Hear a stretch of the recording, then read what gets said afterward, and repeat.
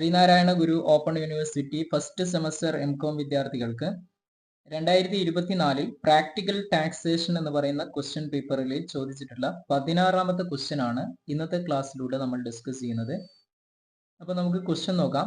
An employer receives the following during the financial year 2023-24. Salary after standard deduction rupees 9 lakh. His contribution to life insurance premium is rupees 80,000. Compute the amount of tax to be deducted at source. ഇവിടെ നിങ്ങളുടെ ക്വസ്റ്റ്യനിൽ തന്നത് salary after standard deduction ആണ് തന്നത്. Standard deduction ശേഷമുള്ള salary ആണ് തന്നിട്ടുള്ളത്. അപ്പോൾ നമ്മൾ സ്റ്റാൻഡേർഡ് ഡിഡക്ഷൻ വീണ്ടും കുറയ്ക്കേണ്ട ആവശ്യമില്ല. അപ്പോൾ ഇതിനെങ്ങനെയാണ് വർക്ക്ഔട്ട് ചെയ്യുക എന്നുള്ളത് നമുക്ക് നോക്കാം. ഇവിടെ TDS കാണാൻ രണ്ട് റിജിം ഉണ്ട്, നമുക്കറിയാം. ഓൾഡ് റിജിം ഉണ്ട്, അതേപോലെ ന്യൂ റിജിം ഉണ്ട്. ഏതെങ്കിലും ഒരു മെത്തേഡ് നിങ്ങൾ വർക്ക്ഔട്ട് ചെയ്താൽ മതി. ഞാൻ രണ്ട് മെത്തേഡും ഇവിടെ പറയാം. ഓൾഡ് റിജിം പ്രകാരമാണ് നിങ്ങൾ കാൽക്കുലേറ്റ് ചെയ്യുന്നതെങ്കിൽ ആദ്യം നമ്മൾ നെറ്റ് സാലറി ആണ് ക്വസ്റ്റ്യനിൽ തന്നിരിക്കുന്നത് 9 ലാക്ക് എന്ന് പറയുന്നത്, അതിനെ കൊടുക്കുന്നു. ദെൻ അതിൽ നമ്മൾ 80C പ്രകാരം, അതായത് നിങ്ങളുടെ ക്വസ്റ്റ്യനിൽ ലൈഫ് ഇൻഷുറൻസ് പ്രീമിയം പറഞ്ഞിട്ടുണ്ട്. അതായത് ലൈഫ് ഇൻഷുറൻസ് പ്രീമിയം തന്നത് എത്രയാണ്? 80,000 ആണ്. LIC പ്രീമിയം മാക്സിമം 1,50,000 വരെ നിങ്ങൾക്ക് ഡിഡക്ഷൻ കിട്ടുന്നതാണ്. അപ്പൊ ഇവിടെ ക്വസ്റ്റ്യനിൽ തന്നത് 80,000 ആണ്. അപ്പൊ ഈ ഫുൾ എമൗണ്ടിന് ഡിഡക്ഷൻ കിട്ടും.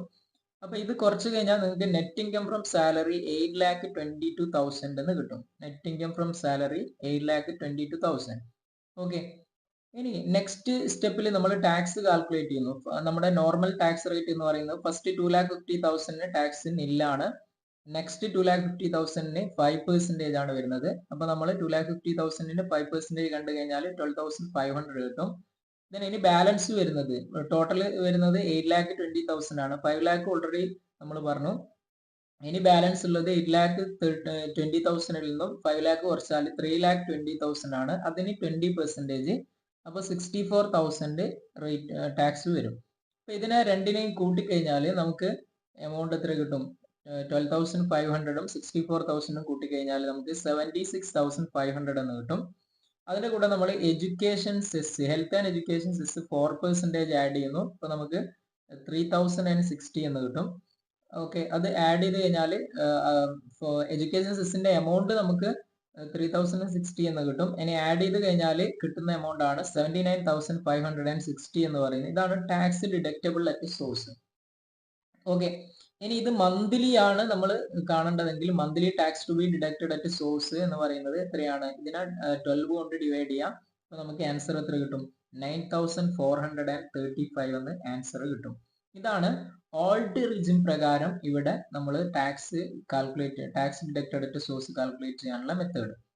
ഇനി ന്യൂ റിജിം മെത്തേഡ് പ്രകാരമാണ് നമ്മൾ വർക്ക്ഔട്ട് ചെയ്യുന്നതെങ്കിൽ നെറ്റ് സാലറി 9 ലാക്ക്. ഇവിടെ deduction under section 80C available ആയിരിക്കില്ല, നോട്ട് പെർമിറ്റഡ് ആണ്. ന്യൂ റിജിം ആണെങ്കിൽ അവിടെ ഡിഡക്ഷൻ കൊടുക്കുന്നില്ല, 80C മുതൽ 80U വരെ ഉള്ളത്.